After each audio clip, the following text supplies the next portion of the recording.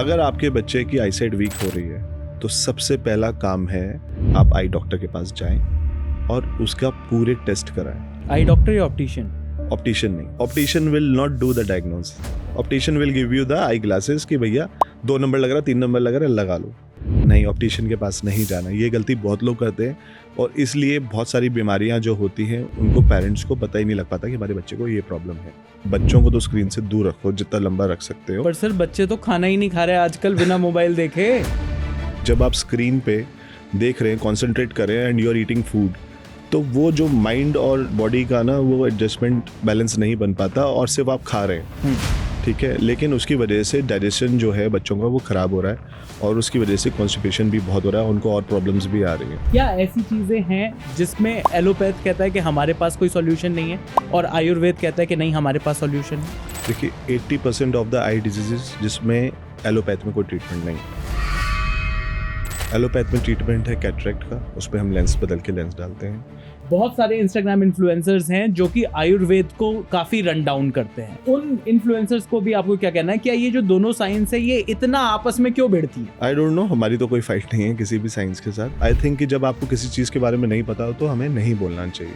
आपका कोई रिकमेंडेशन है चश्मा या लेंसेज में? मुझे ऐसा लगता है कि दवाई से ठीक हो तो ज़्यादा बेटर है। हमारे पास कुछ आई ड्रॉप्स भी हैं जिनसे हम प्रिवेंशन भी कर सकते हैं। पहले दिन से अगर प्रिवेंशन करेंगे तो बच्चों को शायद चश्मा ना लगे। ये जो आई ड्रॉप्स हैं ये कितनी सेफ हैं, प्लस किस एज से बच्चों को दी जा सकती हैं? देखिए 1 से लेकर 100 साल तक कोई भी यूज़ कर सकता है। It's 100% safe. हर्बल है तो कोई केमिकल नहीं है तो साइड इफेक्ट्स भी नहीं है। कई लोगों को ड्राइविंग में प्रॉब्लम आती है रात को ड्राइव करते हुए। अगर रात को आप गाड़ी चला रहे हो और सामने आपकी लाइट के राउंड्स बन रहे हैं, हैलोज बन रहे हैं और साथ में अगर आप सनलाइट में आपको प्रॉब्लम आ रही है बाहर, दैट मीन्स कि आपको कैटरेक्ट स्टार्ट हो गया। जब भी अगर आप किसी आई हॉस्पिटल में जाओ, बहुत ग्लूकोमा के बड़े सारे आपको इस टाइम पर ऐसे एड्स दिखाई देते हैं कि ऐसा लगता है कि हर दूसरे आदमी को ग्लूकोमा ही है। सेकंड लार्जेस्ट प्रॉब्लम आ रही है कैटरेक्ट के बाद इस ग्लूकोमा आज की डेट में। Lifestyle, bad habits, alcoholism, smoking, इसकी वजह से ग्लूकोमा जल्दी आ जाता है। अगर आप सही टाइम पे ट्रीटमेंट स्टार्ट करेंगे ग्लूकोमा में तो आपको फर्दर ब्लाइंडनेस नहीं आएगी। आई केयर का भी कोई रूटीन हो सकता है क्या? डेली कोई आई केयर के लिए कुछ रूटीन हो? बहुत सारी चीज़ें जो हम कर सकते हैं। सुबह उठ के जो पानी से बहुत ज़ोर से अपने आइज़ को वॉश करते हैं वो नहीं करना चाहिए। वो नहीं करना है? नहीं करना चाहिए। जब हम वॉश आउट करते हैं पानी से तो हमारा जो नेचुरल लुब्रिकेंट है वो वॉश आउट हो जाता है। स्क्रीन टाइम सोने से 2 घंटे पहले जो है वो छोड़ना है। सोने से 2 घंटे पहले? कई बार तो लोग सोने के साथ साथ 2-2 घंटे देख लेते हैं। दैट्स व्हाई आप देख रहे हैं कि लोगों को नींद नहीं आ रही।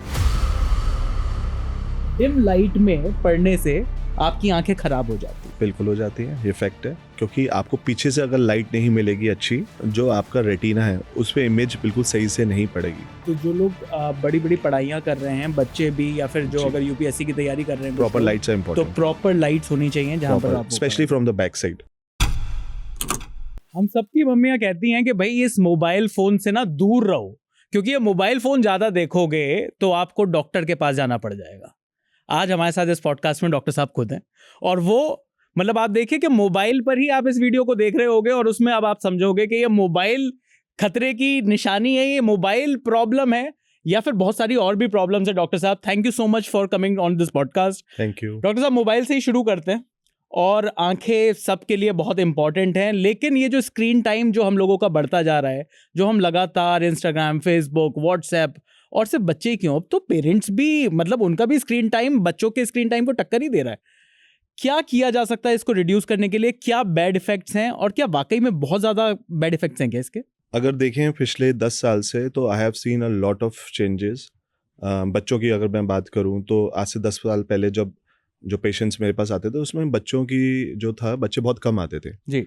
लेकिन अभी after Covid I have scene कि जो बच्चों का जो है ना प्रॉब्लम्स वो ज़्यादा बढ़ रही है because of the screen time. Obviously जो पहले मेरे पास 2 या 3 बच्चे आते थे दिन में, अब 15 से 20 आते हैं every single day because screen time. School में भी आपको स्क्रीन्स मिल गए हैं, घर में होमवर्क्स जो आ रहे हैं वो भी स्क्रीन्स पे आ रहे हैं। ऑब्वियसली सोशल मीडिया, छोटे छोटे बच्चे हैं जो जिनका एक्चुअली डेवलपमेंट एज है, जिनका आई डेवलप हो रहा है, उनको भी पेरेंट्स जो है वो स्क्रीन दे देते हैं कि ठीक है उनको भी टाइम चाहिए इसलिए डिस्टर्ब ना हो, तो बच्चों को स्क्रीन पकड़ा देते हैं।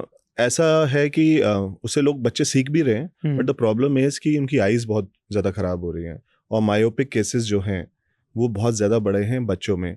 एंड इवन अब बड़ों की बात करें तो ड्राइनेस इश्यूज बहुत हुए हैं जी। बहुत सारे पेशेंट्स को अब ड्राइनेस होने लग पड़ती है आईज में।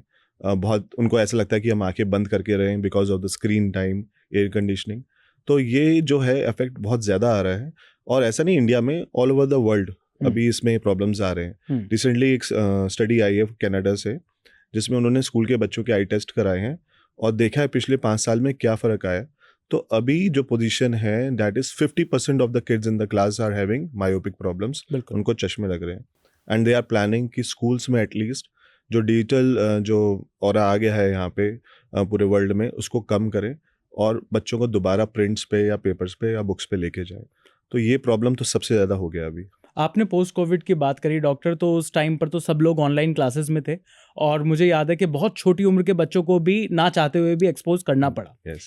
लेकिन अब ये एक रियलिटी भी है, मोबाइल फ़ोन से एक रियलिटी भी है। आपने कहा कि पेरेंट्स कई बार अपने टाइम के लिए, मुझे कई बार लगता है कि बहुत सारी चीज़ें मैनेज करने के लिए भी कई बार करना पड़ता है। सॉल्यूशन क्या है इस चीज़ का? एज डॉक्टर आप आयुर्वेद प्रैक्टिस करते हैं, आप आयुर्वेदिक डॉक्टर हैं, क्या आयुर्वेदा में इसका इलाज है? बिल्कुल है, लेकिन सबसे पहले देखिए prevention is better than cure. मैं यही एडवाइस करता हूँ कि ज़्यादा से ज़्यादा ब्रेक्स लो स्क्रीन से। जी। बच्चों को, छोटे बच्चों को तो स्क्रीन से आप बिल्कुल ना दें, क्योंकि उनका जो है वो डेवलपमेंट एज होता है, उनकी आई बॉल जो है डेवलप कर रही होती है। और जब हम नियर विजन पे बहुत ज़्यादा लंबे टाइम तक कोई भी चीज़ देखते हैं तो जो फार विजन है हमारा वो कम होना स्टार्ट हो जाता है, क्योंकि हमारा आई बॉल जो है उसके हिसाब से अपने आप को एडजस्ट कर लेता है नियर विजन के हिसाब से। तो ज़्यादा देर देखेंगे आप तो आप कॉन्सेंट्रेट करेंगे तो आपको जो है विजन लॉस होगा ही होगा। तो फर्स्ट ऑफ ऑल तो मैं यही बोलता हूँ कि बच्चों को तो स्क्रीन से दूर रखो जितना लंबा रख सकते हो। पर सर बच्चे तो खाना ही नहीं खा रहे आजकल बिना मोबाइल देखे। उसके साथ भी एक प्रॉब्लम ये आ रही है कि खाना नहीं खा रहे, तो अब क्यों बहुत सारे बच्चे आते हैं और जब मैं मेडिसिन की बात करता हूँ तो पेरेंट्स की ये शिकायत रहती है कि हमारे बच्चों को कॉन्स्टिपेशन प्रॉब्लम्स बहुत हैं। जी। उसके पीछे भी रीज़न है कि जब आप स्क्रीन पे देख रहे हैं, कॉन्सेंट्रेट कर रहे हैं and you are eating food, तो वो जो माइंड और बॉडी का ना वो एडजस्टमेंट बैलेंस नहीं बन पाता और सिर्फ आप खा रहे हैं, ठीक है, लेकिन उसकी वजह से डाइजेशन जो है बच्चों का वो ख़राब हो रहा है और उसकी वजह से कॉन्स्टिपेशन भी बहुत हो रहा है, उनको और प्रॉब्लम्स भी आ रही हैं। तो एक तो खाते वक्त तो बिल्कुल भी ना देखें, बच्चों को बिल्कुल स्क्रीन ना दें। ट्राई देखिए कोशिश करने से होता है। बहुत सारे बच्चे मेरे पास आते हैं, पेरेंट्स ने कोशिश करके उनका मोबाइल छुड़वाया भी है, जी। ठीक है, उनको एडिक्शन है, तो आपको उनको दूसरी चीज़ों में बिजी करना पड़ेगा, उनसे बात करनी पड़ेगी, उनको स्टोरी सुनानी पड़ेगी, और इस वजह बहुत सारे बच्चे छोड़ भी देते हैं। जी। तो अगर आप ऐसा करते हैं तो आपके बच्चों का स्क्रीन टाइम कम हो सकता है। बाकी अगर प्रॉब्लम आई गया है या प्रिवेंशन हमने करना ही है तो बहुत सारी दवाइयाँ ऐसी हैं जिनसे हम उसको कर सकते हैं। आयुर्वेद में बहुत अच्छा ट्रीटमेंट भी है, हमारे पास कुछ आई ड्रॉप्स भी हैं जिनसे हम प्रिवेंशन भी कर सकते हैं। तो prevention is better than cure, जो मैंने आपको बोला। तो आप पहले दिन से अगर प्रिवेंशन करेंगे तो बच्चों को शायद चश्मा ना लगे। आपने आई ड्रॉप्स की बात करी, ये जो आई ड्रॉप्स हैं ये कितनी सेफ हैं, प्लस किस एज से बच्चों को दी जा सकती हैं? क्योंकि अभी तक जो मेरी अंडरस्टैंडिंग वो ये है कि एक बार अगर आपकी नज़र कमज़ोर हो गई तो आप चश्मा लगाइए और आपको चश्मा ही लगाना पड़ेगा पूरी लाइफ तक। फिर लोग कहते हैं हरे पत्ते की सब्जियां खाइए, पालक खाइए, ग्रीन वेजिटेबल्स, उससे शायद वो फ़र्क पड़े। आपका इस बारे में क्या कहना है? और ख़ास तौर पर वो जो आप आई ड्रॉप्स कह रहे हैं, क्या बच्चों के लिए भी सेफ़ हैं? देखिए 1 से लेकर 100 साल तक कोई भी यूज़ कर सकता है। It's 100% safe. हर्बल है तो कोई केमिकल नहीं है, तो साइड इफ़ेक्ट्स भी नहीं है। दूसरी चीज़ ये है कि उसे लॉन्ग टाइम तक भी बच्चे यूज़ कर सकते हैं, क्योंकि हमारे पास जो पेशेंट्स आते हैं वो छोटे 1 साल से लेके और हर एज का जो है पेशेंट आता है, तो हम आराम से उसको दवाई देते हैं और कोई साइड इफ़ेक्ट्स भी नहीं है। और ये मैं नहीं कह रहा हूँ, ये टेस्टेड है जी। तो basically it is a clinically trialled eye drop, plus आपके जो सारे टेस्ट हो रखे हैं कि irritation free, steroid free, because Ayurveda को लेके बहुत ऐसा मिथ्स फैलाए जाते हैं कि इसमें हैवी मेटल्स होते हैं तो इससे ख़राब हो जाएगी, कॉर्निया ख़राब हो जाएगा। तो ऐसा कुछ नहीं है, सब टेस्टेड है, क्लिनिकली ट्रायल्ड है, and the way we manufacture it, जिस तरीके से हम बनाते हैं, that is WHO GMP certified company जहाँ पे हम इसे मैन्युफैक्चर करते हैं।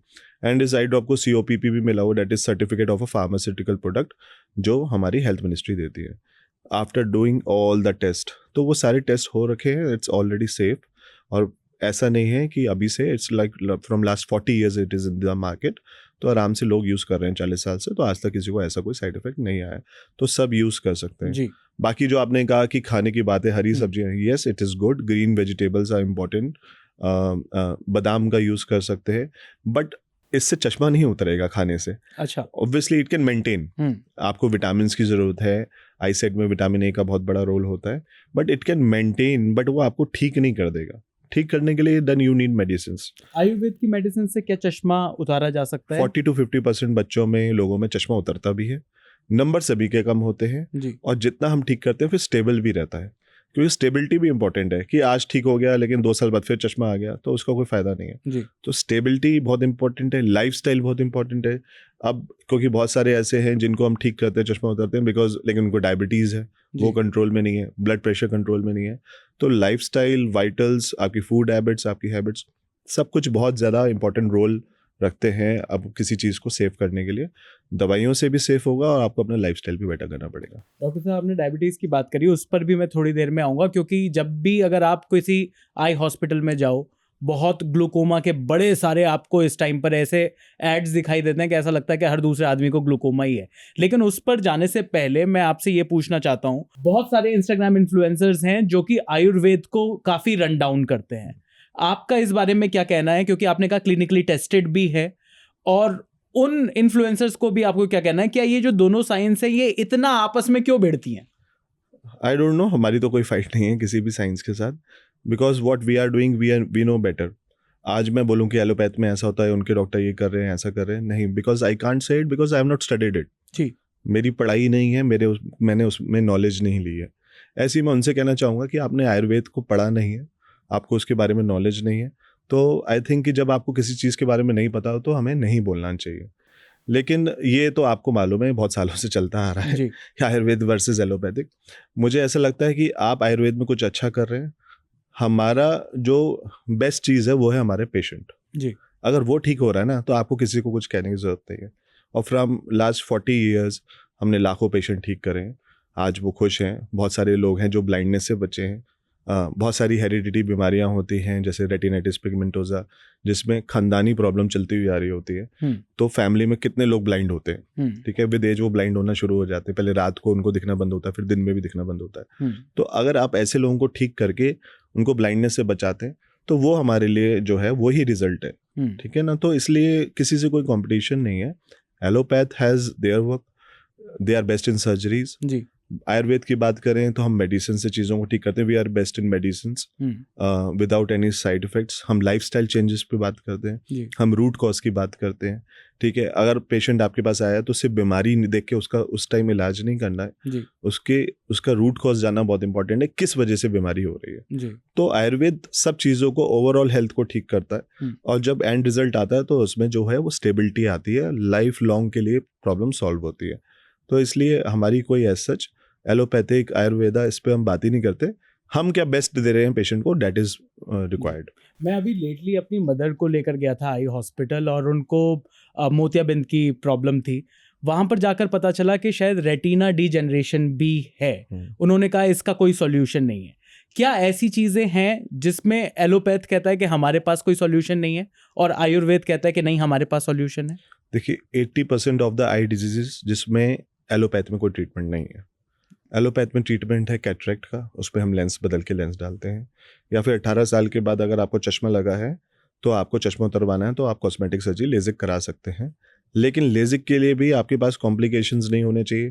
जैसे फर्स्ट आपका रेटिना वीक नहीं होना चाहिए, जो मैक्सिमम मायोपिक पेशेंट्स में होता है, ठीक है। आपका कॉर्निया में स्ट्रेंथ होनी चाहिए, ठीक है, वो भी मैक्सिमम जो जिनके हाई नंबर्स होते हैं उनके कॉर्नियाज में इश्यूज होते हैं, ठीक है। अगर ये दो चीज़ें बिल्कुल 100% ठीक है तभी आपका लेजिक हो सकता है जी।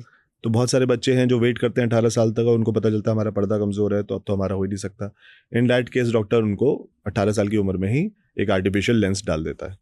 बट आपने अगर लेंस डाल लिया, जैसे आपको 5 नंबर है, आपने जाके, आपका रेटिना वीक है, आपने जाके लेंस डलवा लिया, IOL करा लिया और लेंस डल गया, लेकिन क्या इससे ये होगा कि आगे आपको नंबर नहीं आएगा? अगर आपको फिर नंबर आएगा तो फिर आपको चश्मा लगाना पड़ेगा। तो इसलिए that is not a permanent solution. Okay, ठीक है। इन दो बीमारियों को छोड़ के अगर मैं बात करूं रेटिना डिजनरेशन, जैसे आपने अपनी मदर की बात करी, मैक्यूलर डिजनरेशन, ओल्ड एज में जो डिजनरेशन होता है, डायबिटिक रेटिनोपैथी, पर्दे खराब हो जाते हैं, उसका ट्रीटमेंट नहीं हो पाता। ग्लूकोमा की आपने बात करी, ग्लूकोमा में डॉक्टर्स जो हैं वो आई प्रेशर को मेंटेन करने की दवाइयाँ देते हैं, जो मस्ट है, प्रेशर क्योंकि बढ़ता है। लेकिन उसके बावजूद भी जो हमारी ऑप्टिक नर्व है जो हमारी नस जो रोशनी दिमाग से लेके आ रही है, जो दिमाग सिग्नल भेज रहा है, वो सूखनी शुरू हो जाती है और पेशेंट ब्लाइंड हो जाता है आफ्टर सम टाइम। ठीक है, हाँ प्रेशर की दवाई से थोड़ा डिले तो हो जाता है, लेकिन धीरे धीरे हम देखते हैं कि उसका फील्ड ऑफ विजन, जो देखने का दायरा है, वो कम होना शुरू हो गया और पेशेंट एक टाइम पे आगे ब्लाइंड हो गया जी। तो वो भी कोई परमानेंट इलाज नहीं है। डायबिटिक रेटिनोपैथी की मैं बात करूं, पेशेंट को पर्दे में स्वेलिंग आ जाती है, पीछे ब्लड आ जाता है, तो ऐसे टाइम पे हम लेजर्स करते हैं या इंजेक्शंस लगाते हैं, but injection is also temporary. बिल्कुल। डॉक्टर बोलता है 1 महीने 2 महीने फ़ायदा होगा, फिर से इंजेक्शन लगवाना पड़ेगा। तो बार बार इंजेक्शन लगवाता है पेशेंट, क्योंकि देखिए विजन सबको चाहिए जी। आदमी कहता है मरता क्या नहीं करता कि भाई मेरी रोशनी जा रही, मैं अंधा हो रहा हूँ, चलो जब तक तो देखेगा, जब तक डॉक्टर कह रहा है कि इंजेक्शन लगवाते रहोगे तो दिखता रहेगा। बिल्कुल। लेकिन उसकी लिमिटेशन है, जहाँ आपको 8 9 10 12 इंजेक्शन लगे, आपकी आँख के पर्दे पे स्कार आ जाता है, और जिस दिन स्कार आया डॉक्टर मना कर देता है, ना इंजेक्शन लग पाएगा ना कुछ हो पाएगा, पेशेंट ब्लाइंड होता है।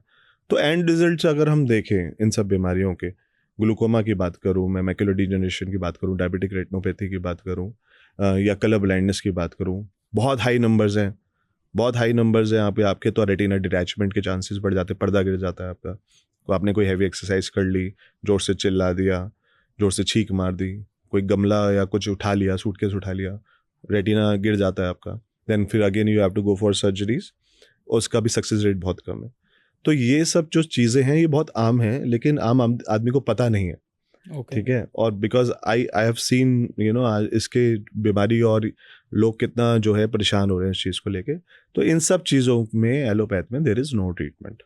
ठीक है, तो इतनी सारी चीजें बताकर थोड़ा सा डरा दिया है मुझे थोड़ा सा। अभी तो I have told you only 50%। अभी भी बहुत सारी बीमारी है। लेकिन अब इससे ना मेरे दिमाग में एकदम से एक ये सवाल आया है कि बहुत सारी चीजें हमारी, अगर आईज कमजोर हैं तो किस तरीके से हमें पता चलता है? मैं ये कहता हूँ कि टीवी देख रहा हूँ, थोड़ा सा धुंधलापन है, मुझे लगता है मेरी आंखें कमज़ोर हो गई हैं, आंखों से पानी आ रहा है, मुझे लगता है कि कमज़ोर हो गई हैं। और क्या चीज़ें, बच्चों के बारे में मैंने सुना है कि हमें ब्लैक बोर्ड दिखाई नहीं देता। अब मुझे नहीं पता इस टाइम पर ब्लैक बोर्ड बच्चों के यहाँ क्लास में होता है या नहीं, मेरे ज़माने में होता था कि भाई ब्लैक बोर्ड नहीं दिखाई दे रहा, पीछे से पता नहीं चलता कि टीचर ने क्या लिखा, मैं कॉपी पर नोट डाउन नहीं कर पा रहा।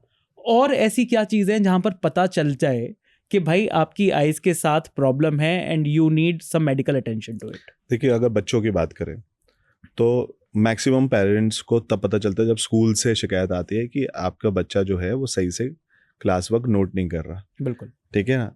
तो तब वो पेरेंट्स को बोलते हैं कि आप जाके एक बार आई टेस्ट कराओ। और अब तो स्कूल्स में भी आई टेस्ट होने शुरू हो गए, हर साल जो है वो आई टेस्ट कैंप लगता है और उससे भी पता लग जाता है कि विजन लॉस हो रहा है। लेकिन मैक्सिमम पेरेंट्स को बहुत लेट पता चलता है कि जब बच्चे की आईसाइट काफ़ी वीक हो चुकी होती है जी।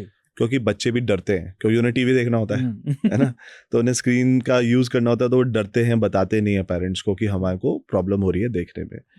तो घर में बहुत ईजी है, आप घर में सबसे ईजी है, मैं तो पेरेंट्स से बोलता हूँ एक छोटा सा चार्ट लगा लो कमरे में, ठीक है, और हर 3 महीने 2 महीने में बच्चे को बिठा के पढ़ा लो कि भाई देखो पढ़ के सुनाओ, अगर सही दिख रहा है नहीं दिख रहा। ये बहुत इजी चीज़ है, प्रिंट आप एक चार्ट का निकाल लीजिए और उसमें पढ़ा सकते हैं। अगर आपके बच्चे की आईसाइट वीक हो रही है तो सबसे पहला काम है आप आई डॉक्टर के पास जाएं और उसका पूरे टेस्ट कराएं। आई डॉक्टर या ऑप्टिशियन? ऑप्टिशियन नहीं, optician will not do the diagnose. Optician will give you the eye glasses कि भैया 2 नंबर लग रहा, 3 नंबर लग रहा है, लगा लो। नहीं, ऑप्टिशियन के पास नहीं जाना। ये गलती बहुत लोग करते हैं और इसलिए बहुत सारी बीमारियां जो होती हैं उनको पेरेंट्स को पता ही नहीं लग पाता कि हमारे बच्चे को ये प्रॉब्लम है। I think you should always go to eye doctor, वहाँ पे उसका एक डायग्नोज करा लीजिए कि उसका रेटिना ठीक है, कॉर्निया ठीक है, ये सब चीज़ें ठीक है। हाँ, फिर नंबर लग रहा है कि ठीक है आपको उस टाइम पे चश्मा लगाना है, तो उस टाइम पे आप चश्मा जो भी है वो नंबर बनवा लें। लेकिन जाए ज़रूर, और कोई भी एज हो जी, इट्स नॉट अबाउट किड्स, किसी भी एज में आपको लग रहा है कि मेरी आई साइट वीक हो रही है, मुझे कोई सिम्टम्स दिख रहे हैं, आप डॉक्टर के पास ज़रूर जाएं। ऑप्टिशियन के पास जाके चश्मा ना लगवाएं, क्योंकि रीज़न कुछ भी हो सकता है। आपके रेटिना में कमज़ोरी हो सकती है, हो सकता है आपकी नसें सूख रही हों, कोई फैमिली हिस्ट्री चलती हुई आ रही है तो उसकी वजह से भी प्रॉब्लम हो सकता है। तो ये सब चीज़ें जो हैं ये डॉक्टर ही बता सकता है। उसके बाद आपको मोड ऑफ ट्रीटमेंट क्या रखना है वो बात की बात है, वो सेकंड फेज की बात है। तो हमेशा जो है डॉक्टर के पास जरूर जाए। तो इसलिए बच्चों के लिए मैं बोलता हूँ कि एक तो चार्ट वाली बात है। अगर आप देख रहे हैं कि आपका बच्चा टीवी देखते वक्त पीछे से अब धीरे धीरे आगे शिफ्ट होना शुरू हो गया है कि वो बेड पे पहले बिल्कुल लास्ट में बैठता था, अब वो धीरे धीरे बैठ के सबसे आगे बैठना शुरू हो गया है। और आप अगर देख रहे हैं कि when the kid is concentrating on the screen तो उसकी आँख हल्की सी बीच में तो नहीं आ रही, टेढ़ी तो नहीं हो रही है, दैट मीन्स कि उसकी आईसाइट वीक हो रही है, क्योंकि उसकी मसल्स कमज़ोर हो रही हैं।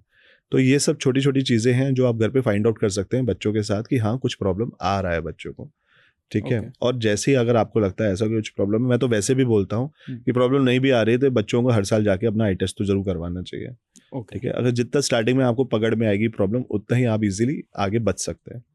तो ये सब चीज़ें छोटी छोटी जो हैं जो बच्चों के बारे में आप देख सकते हैं जी। कि हमारे बच्चे का आईसाइट वीक तो नहीं हो रहा है। क्या आंखों से पानी आना भी पानी आना बहुत सारे रीज़न हो सकते हैं। या तो आपका डक्ट क्लोज है, जो पानी अंदर जाना चाहिए, जो गले के थ्रू हमारे अंदर जाता है, जो हमारा आई जो लुब्रिकेंट बनाता है, वो बंद हो जाता है कई बच्चों में, ठीक है। तो उसके लिए जो है एक्सरसाइजेज होती हैं कि हम उसको कैसे खोल सकते हैं। छोटे बच्चों में एक्सरसाइज से भी खुल जाता है, बड़े लोगों में फिर सर्जरी रिक्वायर्ड है, वो छेद को खोलना पड़ता है सिरिंजिंग के थ्रू या सर्जरी के थ्रू। और पानी आने के, बड़े लोगों में पानी अगर आ रहा है तो उसके पीछे भी बहुत सारे रीज़न हो सकते हैं। कुछ लोगों को ग्लूकोमा के सिम्टम्स में भी पानी आंखों से निकलना शुरू हो जाता है जी। कुछ लोगों का विजन लॉस हो रहा होता है, इसलिए भी उनको पानी निकलना शुरू हो जाता है। तो आपको हर चीज़ का रीज़न जानना बहुत ज़रूरी है। आप लाइटली ना लो कि हाँ कि ये चलो पानी आ रहा है कोई बात नहीं, इट्स जी। नॉर्मल। क्योंकि मैंने आपको, जैसे मैं बोल रहा हूँ कि आईज जो है ना, वो जो आई ऑर्गन है ना, वो सबसे सेकंड लास्ट है जो हम लोग देखते हैं, जिसकी फिक्र करते हैं कि भैया कि इसके बारे में हम सोचें या प्रिवेंशन करें या बेटर करें। जब प्रॉब्लम आती है तब आदमी जो है वो डॉक्टर के पास जाता है या भागता है कि अब क्या हो गया। तो बहुत सारे टाइम पे ऐसा भी होता है कि लेट बहुत हो जाता है, प्रॉब्लम बहुत ज़्यादा हो जाती है और फिर पेशेंट जो है डॉक्टर के पास पहुंचता है। तो डॉक्टर साहब 3 आई केयर रूटीन बता दीजिए, क्योंकि स्किन केयर के बारे में तो सब लोग, बड़े सारे इंस्टाग्रामर्स भी बताते हैं, बहुत सारे लोग फॉलो भी करते हैं। आई केयर का भी कोई रूटीन हो सकता है क्या? डेली कोई आई केयर के लिए कुछ रूटीन हो? बहुत सारी चीज़ें जो हम कर सकते हैं। पहली बात तो है कि मैं एडवाइस करता हूँ पेशेंट्स को कि वो सुबह उठ के जो पानी से बहुत ज़ोर से अपने आइज़ को वॉश करते हैं, वो नहीं करना चाहिए। वो नहीं करना है? नहीं करना चाहिए, क्योंकि ड्राइनेस इश्यूज बहुत ज़्यादा है हमारे हिंदुस्तान में, बिकॉज ऑफ कि जो एनवायरनमेंट ऐसा हो गया है, एयर कंडीशनिंग की वजह से, स्क्रीन टाइम की वजह से। तो जब हम वॉश आउट करते हैं पानी से, तो हमारा जो नेचुरल लुब्रिकेंट है वो वॉश आउट हो जाता है। तो ऑलरेडी हमें ड्राइनेस के इश्यूज हैं और हमें और ड्राई हो जाती हैं। For 5 minutes we feel better कि बड़ा मतलब हमें बहुत अच्छा लग रहा है और आइज़ खुल गई और ये सब, लेकिन आफ्टर सम टाइम वो ड्राइनेस को और बढ़ाता है। और ये तो बचपन से नहीं कि ठंडे पानी के Yes. छपाके मार लो आंखों में, ज़्यादा अच्छा दिखाई देगा? देखिए, आप अगर बहुत साल पुरानी बात करें तो वाटर की क्वालिटी में बहुत फ़र्क आया है। So if you talk about Delhi NCR की हम बात करें जी। तो हार्श वाटर है। जी। तो हार्श वाटर ड्राइनेस को, आपने देखा होगा ना, आपकी टैब्स के ऊपर वो वाइट लेयर बन जाती है बिल्कुल। Because of the harshness. वो हार्श वाटर जब हम आइज़ में डालते हैं बार बार, तो हमारी ड्राइनेस और बढ़ती है। तो वो पहले जो चीज़ें होती थी उसमें अब में बहुत फ़र्क है। दूसरी चीज़ ये है कि अगर आपको धोने भी आइज़, तो आप आराम से अपने पानी को लगा के अच्छे से आइज़ को वॉश करें, अंदर ना डालें। Okay. So there are so many lubricants also, market में लुब्रिकेंट्स है। अगर हर्बल लुब्रिकेंट है तो बेटर है, आप उसको आइज़ में डाल सकते हो। अगर आपको फ्रेश फील कराना है अपनी आइज़ को, तो वो भी यूज़ कर सकते हैं।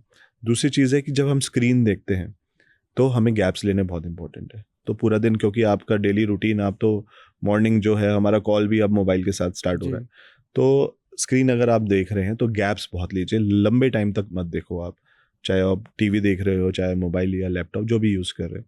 अगर आप कर भी रहे हैं और आपका डेली रूटीन ऐसा है कि आपको स्क्रीन देखना ही देखना है, जी। तो गैप्स के बीच में करना क्या है। क्योंकि मेरे पेशेंट्स आते हैं, मैं उनसे पूछता हूँ कि गैप्स कितने लेते हो, तो कहते हैं डॉक्टर साहब हर आधे घंटे बाद उठ जाते हैं हम।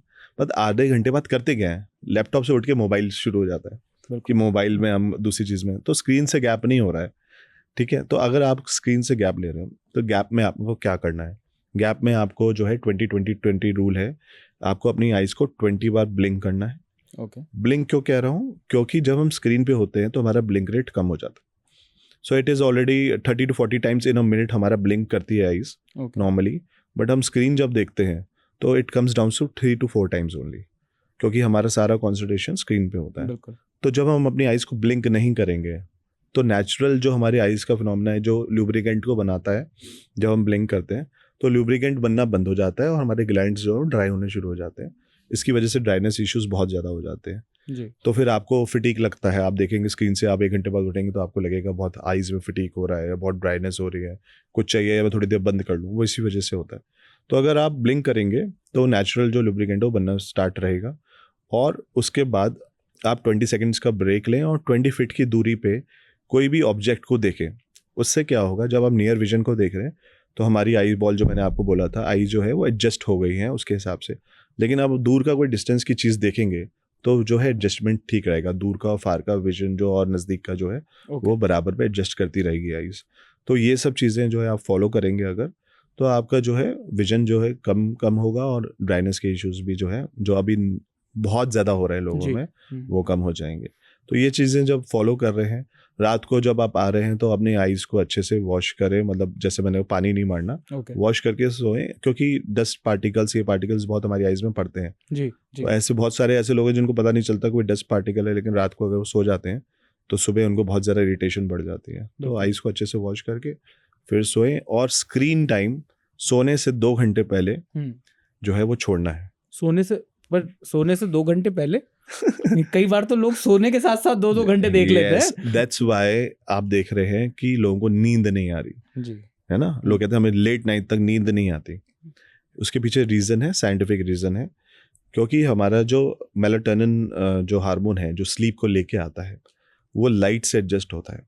लोग पहले कहते थे ना कि सूरज ढला तो सो जाओ जी ना, पहले लोग 7 साढ़े 7 बजे तक सो जाते थे, क्योंकि जब सूरज ढलता है तो लाइट्स कम होती हैं, तो हमारा मेलाटोनिन हार्मोन जो स्लीप को लेके आता है वो रिलीज करती है बॉडी हमारी। प्रॉब्लम क्या है कि वो लाइट को हम कमी नहीं होने दे रहे हैं, क्योंकि हम लेटे लेटे भी स्क्रीन देख रहे हैं, और जो मेलाटोनिन हार्मोन है वो रिलीज नहीं हो रहा है और वो नींद को नहीं लेके आ रहा है, इसलिए आपको नींद नहीं आती लेट नाइट। अगेन लाइफस्टाइल जो है आपका वो ख़राब हो रहा है, आपको नींद नहीं आ रही, स्ट्रेस हो रहा है, स्पेशली इन गर्ल्स। जो मैं देख रहा हूँ रिसेंटली जो पेशेंट्स आते हैं, why they are facing so much problem of PCOS, PCOD, पहले नाम नहीं सुना होगा आपने, अब कितना ज़्यादा हो गया है, hormone disbalance, because they are not taking the proper sleep. Proper sleep का रीज़न यही है नहीं आ रही क्योंकि आप रात को 11, 12, 1, 2 बजे तक मोबाइल का यूज़ कर रहे हो। तो प्रॉपर स्लीप है कितने घंटे की? Depends on age, but 7 to 8 hours is must.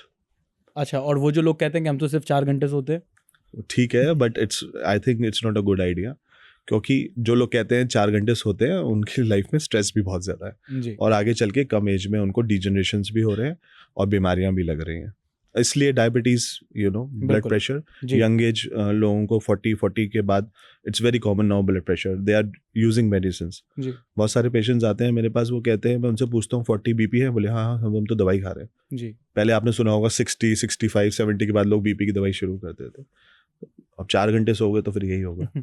Doctor साहब, हमारी कई सारी कन्वर्सेशन में ना बार बार डायबिटीज आ रहा है, तो लेट्स एड्रेस दैट टॉपिक।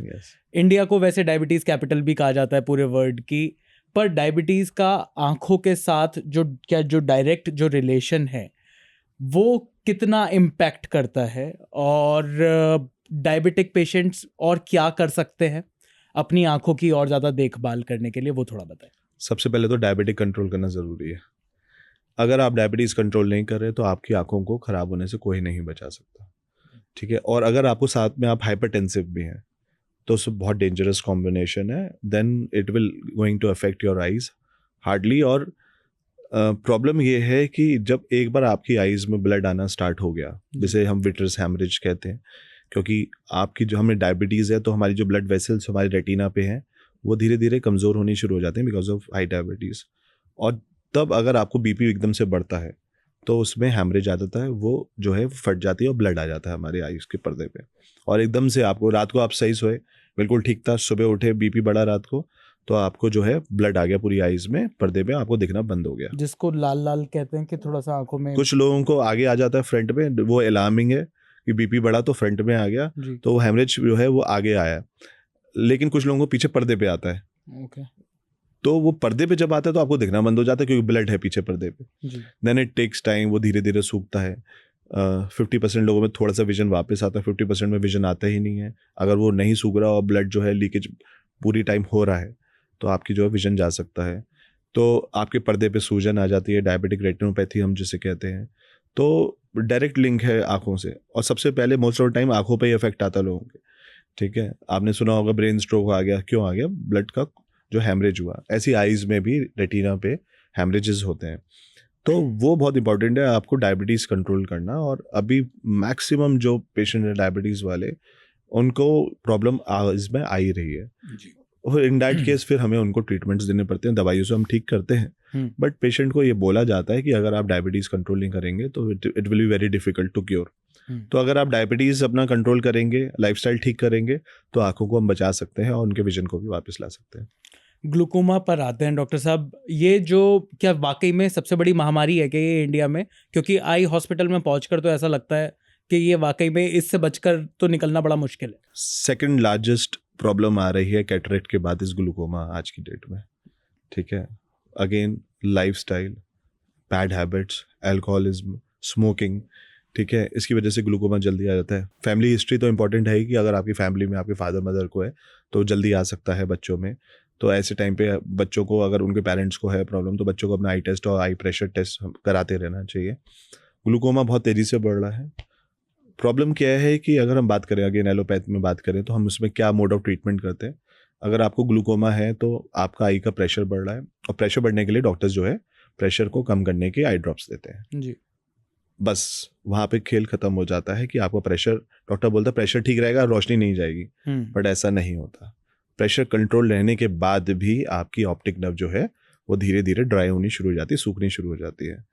और उससे क्या होता है, हमारा जो देखने का दायरा है और जो हमारा फील्ड विजन है बेसिकली वो ऐसे कम होना शुरू हो जाता है और टनल बनना शुरू हो जाता है। तो साइड्स में आपको दिखना बंद हो जाता है, और धीरे धीरे जब वो नस पूरी सूख जाती है तो आपको सेंटर से भी दिखना बंद हो जाता है। हमारा काम ये है, हम आयुर्वेद से उसमें क्या करते हैं, हम ऑप्टिक नर्व को सूखने से बचाते हैं। ओके। ठीक है, तो ऐसे टाइम पे जो अगर प्रेशर की मेडिसिन कंटिन्यू रहती है और हम जो ब्लाइंडनेस की तरफ जा रहा है उसको फर्दर डीजनरेशन से रोकते हैं कि आई जो ऑप्टिक नर्व है वो डीजनरेट ना हो, उसकी नस ना सूखे पेशेंट की, और उसका विजन जिंदगी भर रहे। और ग्लूकोमा की जो ऑब्वियसली मैं भी देख रहा हूँ कि पिछले 10-12 साल से ग्लूकोमा केसेस बहुत ज़्यादा, तो ये सिर्फ मार्केटिंग नहीं है? मार्केटिंग नहीं है, बहुत ज़्यादा केसेस बढ़ रहे हैं।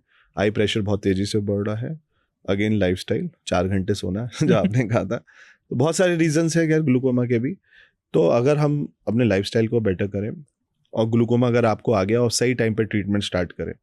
बहुत सारे मैंने देखा है पेशेंट्स क्या करते हैं कि डॉक्टर के पास गए, उन्होंने बोला ग्लूकोमा है जी। अब आपको लाइफ लॉन्ग ये ड्रॉप डालनी है, तो कहता है डॉक्टर बेवकूफ़ बना रहा है, मार्केटिंग कर रहा है। बट ऐसा नहीं है, अगर आपने उस टाइम पे दवाई नहीं स्टार्ट करी जी, तो आपको ब्लाइंडनेस बहुत तेज़ी से आएगी।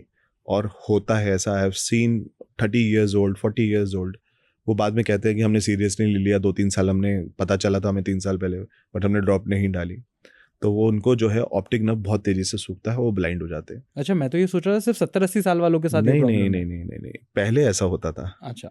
अब यंग बच्चों में 30 years, 35 years, 40 years बहुत तेज़ी से ग्लूकोमा आ रहा है और बहुत तेज़ी से ही पेशेंट ब्लाइंड हो रहे हैं। हमारा काम है उसको ब्लाइंड होने से रोकना। अगर आप सही टाइम पे ट्रीटमेंट स्टार्ट करेंगे ग्लूकोमा में तो आपको फर्दर ब्लाइंडनेस नहीं आएगी। बहुत सारे पेशेंट होते हैं कि सर जो डीजनरेट हो गया वो रीजनरेट हो जाएगा क्या, क्या हमारी जो चला गया विजन वो वापस आ जाएगा क्या। अगर आपका जो ऑप्टिक नर्व है वो 100% डीजनरेट हो गया है तो फिर कोई नहीं बचा सकता, आयुर्वेद भी कुछ नहीं कर सकता। तो जितनी जल्दी आप ट्रीटमेंट स्टार्ट करेंगे उतना ही आपके लिए फ़ायदा है, उतना ही आप अपने विजन को आगे बचा सकते हैं। चलिए डॉक्टर साहब, आपने मेरी तो आंखें खोल दी, लेकिन कुछ और भी सवाल है मेरे पास। खास तौर पर एक व्हाट्सएप का ज्ञान है, व्हाट्सएप का बड़ा सारा ज्ञान चलता है, उस बारे में मैं आपसे पूछना चाहता हूँ कि भाई ये वाकई में, और ऐसा नहीं है कि सारी चीज़ें गलत ही होती हों, हो सकता है कुछ चीज़ें सही भी हों। तो एक जो व्हाट्सएप पर मैंने कई बार चीज़ें पढ़ी हैं वो ये है कि डिम लाइट में पढ़ने से आपकी आंखें खराब हो जाती। बिल्कुल हो जाती है, ये फैक्ट है डिम लाइट से पढ़ने से, क्योंकि आपको पीछे से अगर लाइट नहीं मिलेगी अच्छी तो क्या होगा, जो आपका रेटिना है उस पर इमेज बिल्कुल सही से नहीं पड़ेगी। ठीक है, क्योंकि लाइट्स आर इंपॉर्टेंट। अब जैसे आपके कैमरा लगा हुआ तो लाइट्स इंपॉर्टेंट है ना जी, है ना। अगर हम इसमें अंधेरा कर देंगे तो हमारी आईज में स्ट्रेस पड़ेगा ही पड़ेगा। ठीक है, क्योंकि हमारे रेटिना को भी प्रॉपर लाइट चाहिए पीछे। Basically it's like a camera. बिल्कुल, अगर आप कैमरे से शूट कर रहे हैं उसको प्रॉपर लाइट नहीं मिलेगी तो इमेज और वीडियो अच्छा नहीं आएगा ना। बिल्कुल, इसलिए ऐसे ही रेटिना को प्रॉपर लाइट चाहिए, स्पेशली पीछे से। जब भी आप किसी चीज़ पे फोकस करें उस पर लाइट होना बहुत इंपॉर्टेंट है। इसलिए बच्चों को भी ये बोला जाता है अगर बुक्स भी पढ़ रहे हैं तो रात को जैसे कि कम लाइट में ना पढ़ें। ठीक है, तो ये सब चीज़ें इंपॉर्टेंट है, इससे आपको रेटिना में स्ट्रेंथ बनी रहेगी। तो जो लोग बड़ी बड़ी पढ़ाइयाँ कर रहे हैं, बच्चे भी या फिर जो अगर यूपीएससी की तैयारी कर रहे हैं, प्रॉपर लाइट्स आर इंपॉर्टेंट। तो प्रॉपर लाइट्स होनी चाहिए जहाँ पर आप, specially from the back side to the thing जो आप पढ़ रहे हैं, चाहे आप इवन द आप उस पे लैपटॉप पे भी हैं जो भी है, लेकिन कमरे में प्रॉपर लाइट होना इंपॉर्टेंट है। तो चलिए ये एक हमें पता चला एक बात, क्या टीवी के ज़्यादा पास में बैठने से विजन हार्म होता है? बिल्कुल होता है, रेज होती हैं उसमें जो आपकी आँख के रेटिना को डीजनरेट करती हैं। पास में आप जितना पास भी जाओगे ना टीवी के, तो आपकी आई बॉल भी उस हिसाब से जो है एडजस्ट करेगा। जितना नियर विजन जाओगे इट विल कम सेंटर में, ठीक है। तो आपकी जो मसल्स हैं वो भी वीक होती है। तो सर अब जो छोटे छोटे ड्राइंग रूम में बड़े बड़े हम प्लाज्मा टीवीज लगा लेते हैं, बड़े बड़े एलईडी स्क्रीन लगा लेते हैं, आई थिंक वो भी दिक्कत है क्या? बिल्कुल दिक्कत है। Distance should be 9 feet to 10 feet. आप जो एक्चुअल माना गया कि 10 फीट के दूरी से ही आप टीवी देखें तो बेटर है। सर ग्लासेस लगाने से, चश्मा लगाने से जो आपकी जो आंखें जो वीक हैं वो ठीक हो जाएंगी, वो स्टेबल हो जाएंगी? नहीं, ठीक तो नहीं होंगी, क्योंकि कोई भी रीज़न हो सकता है। चश्मा लगाने से एक्स्ट्रा स्ट्रेस नहीं पड़ेगा, क्योंकि अगर आपको 2 या 3 नंबर चश्मा लग रहा है, आप नहीं लगा रहे हो चश्मा जी, तो बेसिकली आपको विजन लॉस है और आपके रेटिना पे इमेज सही नहीं बन रही है जी। और आप नहीं लगा रहे हो चश्मा। बहुत सारे लोग होते हैं, बहुत सारे पेशेंट आते हैं कि हम चश्मा नहीं लगाएंगे चाहे कुछ हो जाए, जी। चाहे उनको कम दिख रहा है, तो चश्मा will help you to see better, है ना, क्योंकि वो लेंस का काम है आपके रेटिना पे सही से इमेज को लेके जाना जी। और प्रॉपर आप देख पाएं, ठीक है। तो अगर आप चश्मा साथ में लगा रहे हैं और आपका विजन कम है तो वो आपकी आइज में स्ट्रेस नहीं डालेगा, और स्ट्रेस नहीं डालेगा तो आपका विजन जो तेजी से कम हो रहा है वो नहीं होगा।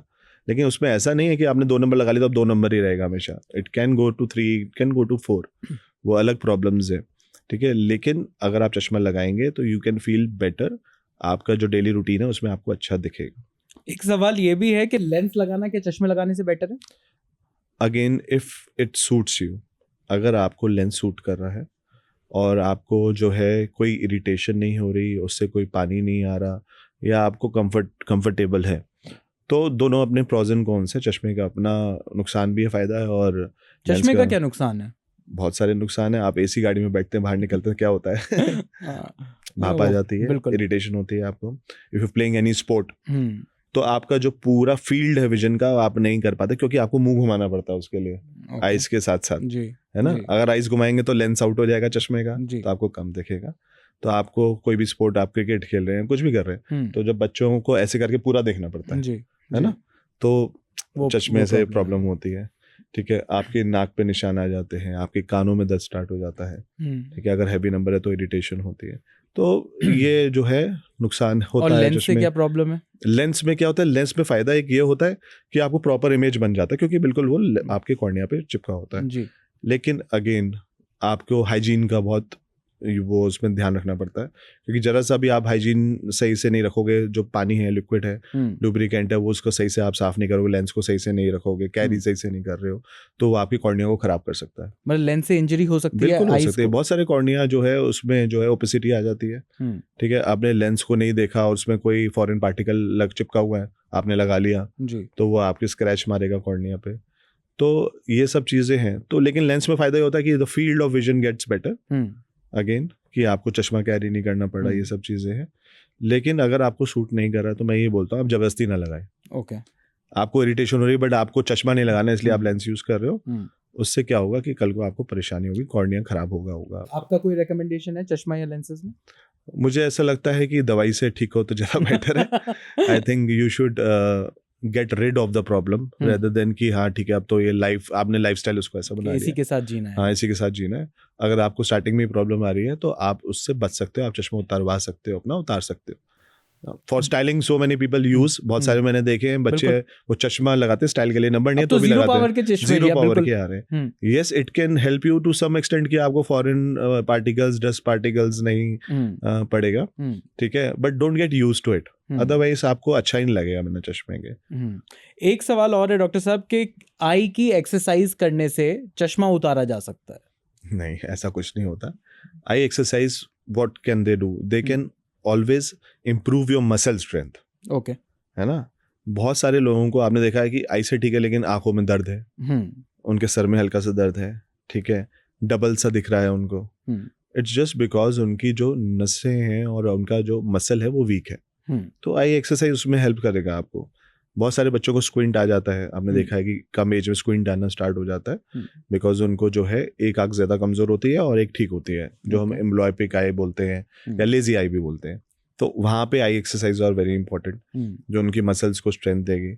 मसल्स को स्ट्रेंथ देने के बहुत सारे तरीके हैं। Eye exercise and sports are very good. If you playing badminton तो आप देख रहे हो, आप शटल देख रहे हो, आपकी आई मसल जो है वो घूम रही है। तो मैं इसलिए छोटे बच्चों को ये भी एडवाइस करता हूँ कि वो बाहर की एक्टिविटीज़ ज़्यादा करें, स्पोर्ट्स भी खेलें, क्योंकि अब जो बच्चे हैं वो घर के अंदर ही रह गए हैं, वो जी। टीवी देख रहे हैं, मोबाइल ही देख रहे हैं, वीडियो गेम्स खेल रहे हैं, जी। They are not going out, they are going out also, तो उनको मन नहीं लग रहा बाहर। क्यों? हम्म। बिकॉज उनका कॉन्सेंट्रेशन गेमिंग पे और टीवी पे है। हम्म। तो मैं पेरेंट्स को ये बोलता हूँ कि बच्चों को 1-1.5 घंटे के लिए बाहर ज़रूर भेजें जी। और कोई स्पोर्ट्स ज़रूर खिलवाएं उनसे, ताकि उनकी आई एंड ब्रेन कोऑर्डिनेशन बेटर हो।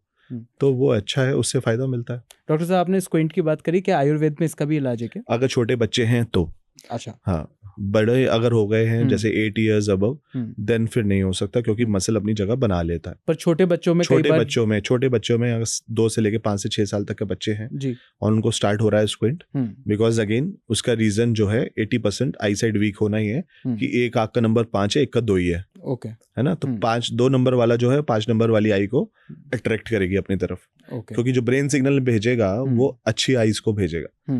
तो हमारी राइट अच्छी है तो ब्रेन भी कहेगा तू ही देख, इसको रहने देते हैं। अब क्या है कि जब ये आई कॉन्सेंट्रेट करेगी तो इसको अपनी तरफ अट्रैक्ट करेगी दूसरी आई को, और इसलिए बच्चों को स्क्विंट आ जाता है। तो ऐसा बहुत इंपॉर्टेंट है कि अगर हम विजन को इम्प्रूव करें और दोनों आईज को बैलेंस में ले आए, तो वो दोबारा आईज अपनी जगह पे वापस चली आती है। एक मेरा ना बड़ा अंदर अजीब सा एक सवाल आ रहा है कि बहुत सारी चीज़ों को ना जेनेटिक, हेरिडिटरी बताया जाता है, क्या आईज के साथ भी कुछ होता है क्या ऐसा? 50% ऑफ द डिजीजेस हेरिडिटी होती है। जैसे मैंने रेटिनाइटिस पिगमेंटोसा बोला, सबसे डेंजरस बीमारी है आंखों में। इसमें आईज के पर्दे पे पिगमेंट्स जमा होने शुरू हो जाते हैं। ठीक है, तो पिगमेंट जमा होने से पहले आपको रात को, पहले बोलते थे हमें, अरे इसको रात को नहीं दिखता, है ना, उसको रोतोंदी भी बोला जाता था, बहुत सारी चीजें बोली जाती थी, मजाक भी बनाया हाँ, अरे बेवकूफ बना रहा है, ये ऐसे ही टकरा जाता है रात में। नहीं, actually this is a disease. तो इसमें क्या होता है, जैसे ही लाइट कम होती है थोड़ी सी, तो पेशेंट को दिखना बंद हो जाता है। ठीक है, और उसको प्रॉब्लम्स बढ़ जाती हैं। तो अभी जैसे अंधेरा कमरा है, तो अगर वो बाहर लाइट से आएगा और एकदम से कमरे में घुसेगा, तो it will take 2 minutes for him to adjust to the light. ठीक है, क्योंकि उसे अंधेरे में नहीं दिखेगा। तो ऐसे केस में आरपी में जो जेनेटिक हेरिडिटी बीमारी है, उसमें क्या होता है कि पहले स्टार्टिंग होती है रात से, और धीरे धीरे फिर वो दिन में कन्वर्ट होनी शुरू हो जाती है। जो टाइम पीरियड है, most probably 80% of the RP patients वो 10 से 12 साल का ही है, कि once it started around 12 years का है बच्चा, तो 26, 27, 28 साल तक वो अंधा हो जाएगा, ब्लाइंड हो जाएगा। ठीक है, तो इसमें ये हेरिडिटी है, माँ बाप से आ सकती है, 7 जनरेशन से कोई भी ले सकता है। ठीक है, कुछ पेरेंट्स को नहीं होती, बट बच्चों में 2-3, जैसे 3 बच्चे तो 2 को हो गया। एक इसमें पॉइंट बहुत इंपॉर्टेंट है जो है, आई डोंट नो कि people will not take it otherwise, जो ब्लड रिलेशन में मैरिजेस होती हैं। ठीक है, कई जगह पे हो जाता है कि हाँ, कि मामा की बेटी से शादी हो गई या मौसी की बेटी की शादी हो गई। जब ब्लड रिलेशन की शादी होती है तो चांसेस लाइक 80% कि बच्चे में वो बीमारी आएगी, because I have scene specially patients from Pakistan, जो उनके बहुत ज़्यादा केसेस हैं, because same blood relation marriages होती है, तो उनके बच्चों को हेरिडिटी बीमारी आने की बहुत चांसेस होते हैं। तो आरपी केसेस बहुत ज़्यादा हमने उसमें भी देखे हैं। या 4 फादर्स में कभी किसी में मतलब ब्लड रिलेशन में शादी हुई हो, तो वो जनरेशन में, दूसरी जनरेशन में नहीं, लेकिन तीसरे में आ गया। ठीक है, तो ऐसे केसेस में जो है आरपी की बीमारी जो हेरिडिटी बीमारी बहुत होती है। ग्लूकोमा की बात करें तो it can be heredity also, parents को है तो बच्चों को हो गए। हाई मायोपिक की बात करें कि पेरेंट्स को हाई नंबर था, 7 नंबर 8 नंबर, तो उनके बच्चों को है चांसेस बहुत ज्यादा होते हैं चश्मा नंबर लगने के। तो हेरिडिटी भी और जेनेटिक इश्यूज भी आंखों की बीमारियों में बहुत बड़ा रोल है उनका। डॉक्टर, आपने रात को दिखने की आपने ये जो बात करी, कई लोगों को ड्राइविंग में प्रॉब्लम आती है रात को ड्राइव करते हुए, क्या वो भी एक ऐसी चीज़ है जिसको एड्रेस, मतलब इमीडिएट एड्रेस करना चाहिए उनको? देखिए, अगर रात को आप गाड़ी चला रहे हो और सामने आपकी लाइट के राउंड्स बन रहे हैं, हैलोज बन रहे हैं, और साथ में अगर आप सनलाइट में आपको प्रॉब्लम आ रही है बाहर, दैट मीन्स कि आपको कैटरेक्ट स्टार्ट हो गया है। ठीक है, मोतियाबिंद का सबसे पहला सिम्टम ही ये 2 है। तो बहुत सारे लोगों को पता नहीं चल पाता हमें मोतियाबिंद है। बिल्कुल, तो मैं बहुत इजी कर देता हूँ उनके लिए। अगर if you are facing problem in driving, सामने से लाइट आपको फैल रही है, आपको ऐसा लग रहा है कि अब मुझे रोक देनी चाहिए गाड़ी, मैं नहीं चला पाऊंगा, दैट मीन्स कि you should go to a doctor, क्योंकि कैटरेक्ट के सिम्टम स्टार्ट हो गए। और सनलाइट में आपको ऐसा लग रहा है बिल्कुल अंधेरा हो गया, सामने व्हाइट हो गया सब कुछ, आपका मन कर रहा है कि आप जो है वो छाव में आके खड़े हो जाएं, दैट मीन्स कि there is a 100% chance of कि आपको कैटरेक्ट स्टार्ट हो गए। तो आप इमीडिएटली डॉक्टर के पास जाएं और टेस्ट कराएं अपने आप को, और कैटरेक्ट है तो हम दवाई से भी ठीक कर सकते हैं। इन दोनों चीज़ों के अलावा कुछ और जो जैसे जो पेरेंट्स हैं, कई बार सबको लगता है कि अब एजिंग पेरेंट्स हैं तो धीरे धीरे सबको ही कैटरेक्ट होगा, क्या पहले साइंस क्या हैं जो वो लोग इस चीज़ को अपने दिमाग में रख सकते हैं कि हाँ शायद उनको अब आँख चेक कराने की ज़रूरत है? देखिए मुझे ऐसा लगता है कि 40 इयर्स के बाद तो सबको हर साल अपनी आईज को टेस्ट कराना चाहिए, अच्छा, चाहे सिम्टम है या नहीं है। ओके, क्योंकि कुछ साइलेंट किलर बीमारियां भी हैं, साइलेंट विजन जो है उसे किल करते हैं, जैसे ग्लूकोमा है। तो ग्लूकोमा भी 2 तरीके का होता है, open angle and close angle. एक ग्लूकोमा में ऐसा होता है कि आपको सिम्टम नजर ही नहीं आ रहा, आप धीरे धीरे ब्लाइंड हो रहे हैं, आपका साइड विजन जा रहा है, आपको पता ही नहीं चल रहा है ना। तो ऐसे केस में क्योंकि उनको ना कोई पेन है, ना कोई हेडेक है, ना उनको कोई पानी निकल रहा है, ठीक है, ना विजन लॉस हो रहा है क्योंकि सेंटर से सही दिख रहा है, साइड विजन जा रहा है, आपको पता ही नहीं चल रहा। तो 40 इयर्स अबव तो सबको हर साल जाके अपने आई का 2 चीज़ें ज़रूर टेस्ट कराएं। पहला, आप अपने रेटिना का स्कैन ज़रूर कराएं, जिसे हम ओसीटी कहते हैं, आपके रेटिना का पूरा स्कैन हो जाएगा। सेकंड, आप अपने आईज़ के प्रेशर को ज़रूर टेस्ट कराएं, जो ग्लूकोमा का पहला सिम्टम आता है कि प्रेशर बढ़ रहा है। अगर ये 2 चीज़ें आपकी बिल्कुल ठीक है, देन यू आर फाइन। अगर ये 2 चीज़ों में कहीं ना कहीं कोई इश्यूज़ हैं तो you have to start the treatment as soon as possible. Delay जितना होगा उतना आई साइड आपका जाएगा ही जाएगा।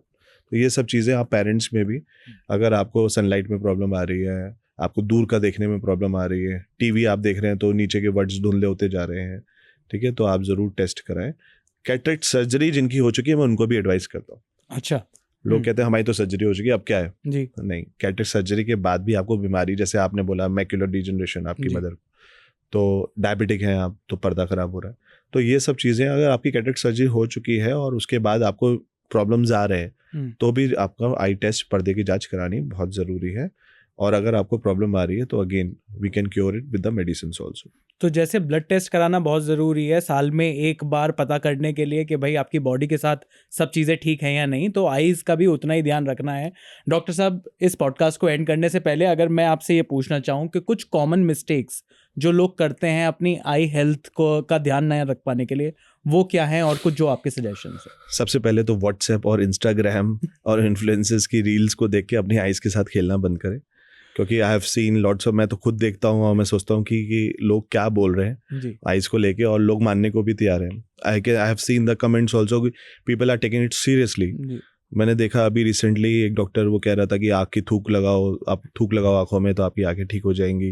या आप जैसे अभी रिसेंटली मैंने देखा कि एक उसमें वो किसी मंदिर में कह रहे थे कि यहाँ से आप मिट्टी लगाओ अपनी आंखों में तो ठीक हो जाएगी। दीज आर द मिथ्स जो हमें ध्यान रखने चाहिए कि हम ऐसा कुछ अपनी आंखों के साथ ना करें, ठीक है। You should always go, because बहुत ही जो आईज है ना बहुत सेंसिटिव ऑर्गन है।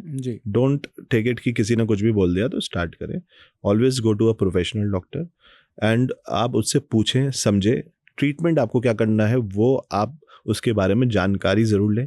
डॉक्टर आपको कुछ एडवाइस कर रहा है, आई नो डॉक्टर्स की बात माननी चाहिए, 100% माननी चाहिए, but I think you should always consult 3-4 people, 3-4 doctors कि आपके लिए आंखों के लिए सही क्या है। अगर आपको लगता है कि हाँ this is the best for me, और तो आप ट्रीटमेंट स्टार्ट करें। लास्ट सवाल मेरा, डॉक्टर साहब, लोग अभी भी आयुर्वेद को लेकर हमारे जो जगह है, मतलब अब क्या ये आयुर्वेद को लेकर जो आयुर्वेद की, अगर मैं सरल शब्दों में कहूँ, आयुर्वेद की जो टीआरपी है वो जो अर्बन एरियाज हैं उसमें थोड़ी कम है, रूरल एरियाज में ज़्यादा, कुछ ऐसा है क्या? लोग क्या आयुर्वेदा को ज़्यादा सीरियसली नहीं ले रहे?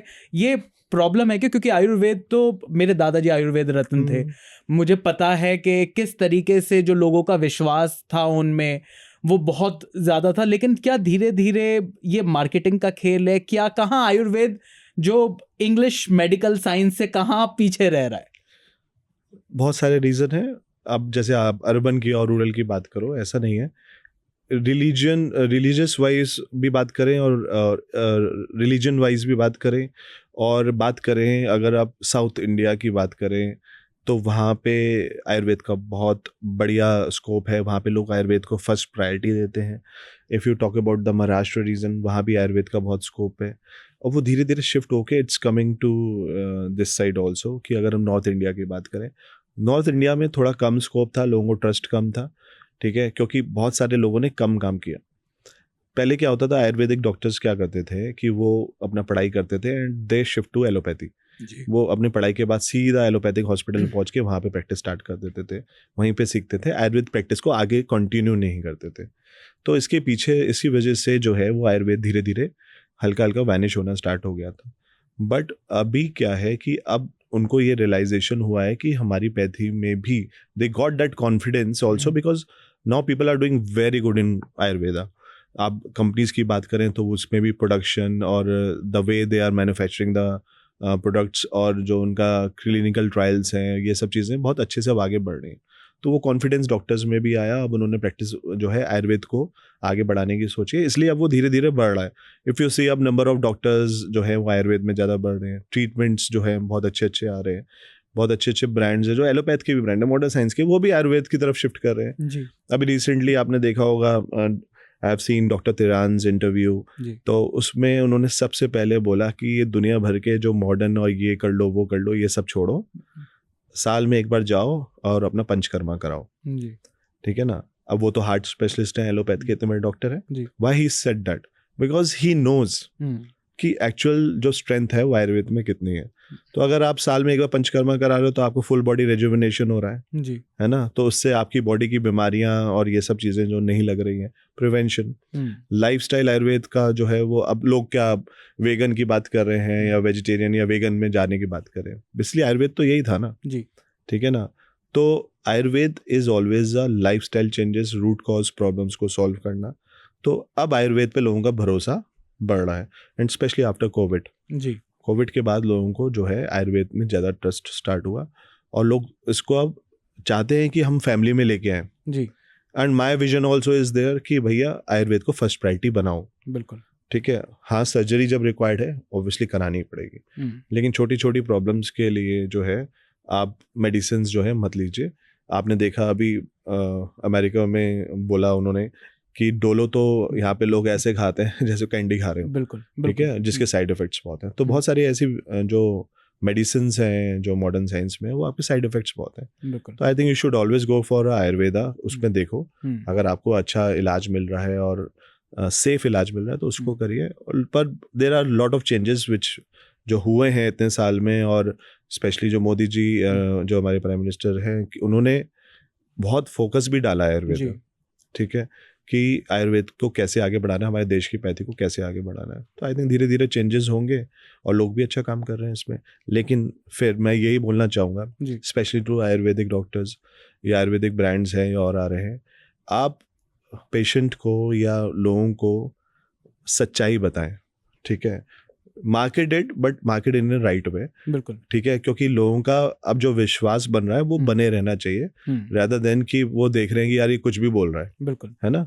तो मैं इन्फ्लुएंसर से भी यही बोलना चाहूँगा कि अगर if you are telling some story about the brands, तो उसके पीछे की हिस्ट्री जानना बहुत ज़रूरी है कि वो कब का बना हुआ है, कैसे बन रहा है, कैसे मैन्युफैक्चर हो रहा है, क्या उसके ट्रायल्स हैं।